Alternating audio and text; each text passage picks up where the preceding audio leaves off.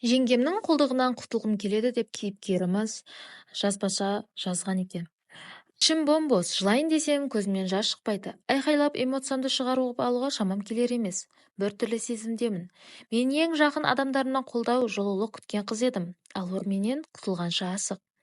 Бәрін бастайын, жасым 28-де. Үш ағайындымыз, алдымда ағам, сосын сіңілім бар. Мен бастауышта оқып жүргенде мамам қайтыс болған. Мектеп бітіретін жылы папамнан айырылып қалдық. Содан бері үшеуміз бір-бірімізге тіреу сүйе боп күн кештік. 6 жыл бұрын ағам үйленді, ал 2 жыл бұрын сіңілім күйеуге шықты. Қазір оның тәп-тәттісі, баласы бар. Қазір елдің өсегі мен болдым. Еріккеннің бәрі көрген жерде не ап жүрсің, қашан кетесің, жолыңды аштырып жіберейші, байғұс-ау, жігіт жоқ па деп түртпектейтін болды. Соның кесірінен қазір көшеге шығудан қалдым. Оң босағада отырып қалғаным мені қатты күзелтіп жатыр. Үйленем, сені сүйем деп нақты қадам жасайтындай жігіт те жоқ екен. Жігіт қайдан болсын, колледжді бітіргелі үйдемін. Мамандығым бойынша жұмыс істемедім. Дипломды алған жылы ағам үйленді, жеңеңе серік бола тұр деп отырғызып қойды. Біраз уақыттан кейін оның токсикозы басталып, үйдің бар шаруасы қайтадан өз мойныма артылды. Айы күні жетіп, жеңгем бөпелі болып, енді қолым босайтын шығар дегенде, балаға қарасатын адам керек. Операциядан кейін денсаулығым дұрыс болмай қалды деп жеңгем жібермей қойды. Содан бері үйдемін. Екі бауырымды шомылдырып, киіндіріп, бақшаларына апарам. Одан келіп үйдің тірлігін істейм. Ағам мен жеңгем жұмыста. Дайын тамақ, таза үй, бағулы бала, жандары тыныш. Соған қарамастан мені масыл көріп, ара-тұра сөйлеп қалады. Бір жолы ағам ішіп келіп, сен қыз, осылай жүре бересің бе, кетсей байға. Не қылған адамсың, кімге тартқан былжырақсың деп сөйлеп тастады. Алдын үйге азық-түлік әкеліп, онысы тез таусылып қалса, кішкене үнемдесеңдерші, жандарың қиналып таппағасын бәрі бір екен деп сөйлейтін. Кейде әңгіме арасында ақша табу оңай дейсің бе деп айтатын. Мына соңғы сөзі жүрекке найзадай қадалды ғой. Сол жолы мамам мен папамды шынымен іздеп сағынып қатты жыладым. Әңгіменің бәрін сіңіліме айтып едім, ашуланып кетті.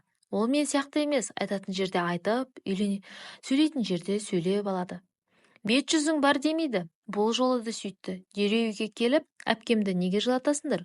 Осының арқасында жағаларың жайлауда боп жүргендеріңді ұмыттыңдар ма деп айтып тастады.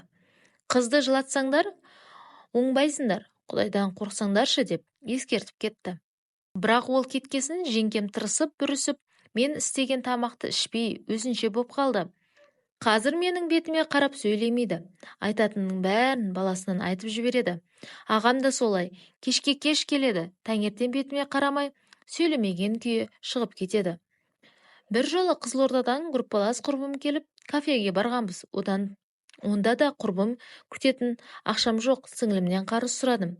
Құрбыма дым білдірместен кафеге барып, әңгіме дүкен құрып, кеш батқанша отырдық. Балаларды бақшадан алатын уақыт келсе де отыра бердім. Ішімнен менсіз күндерін көрсін деп ойладым. Бақшадан алатын адам табылмағасын, тәрбиешілер жеңгеме қоңырау шалған. Ал ол бірден маған телефон соқты. Тұтқаны көтермей қойдым. Ағам да қайдасың, хабарыңды айт деп жазып жіберіпті. Жауап бермедім. Қараңғы түскенде үйге жетіп есіктен кіре бергенім сол еді. Қайда жүр екен, түннің жарымы боп қалды деген ағамның даусын естідім. Қайда жүрер дейсің? Байға тиіп кеткен шығар. Бірақ оны кім алар дейсің? Не рыба, не мясо ғой, деп жеңгем тақылдап отыр. Менің сөзімді сөйлейтін шығар деп ағамның реакциясын бақсам, ләм-мим демеді. Сол күннен бастап өз өмірімді қолға алдым. Балаларыңды өздерің алыңдар, мен жұмысқа тұрдым деп шорт кестім. Қазір үйден жұмысқа баратын адам сияқты шығып кетем, бірақ әлі тапқан жоқпын. Кешке жұмыстан келген адамдай кіріп барам, өтірігім үшін ұяттан өртеніп барам. Бірақ баяғыдай жеңгемнің құлы боп жүре беруге көкірегім жіберер емес. Жұмыс тапсаң, бөлек пәтерге шығатын шығарсың деп жеңгем шай үстінде бір әңгіме бастады. Бұйырса шығам дедім, намысқа тырысып. Бірақ қайда барып күн көрерім белгісіз. Мына тозақтан шығатын жол бар ма?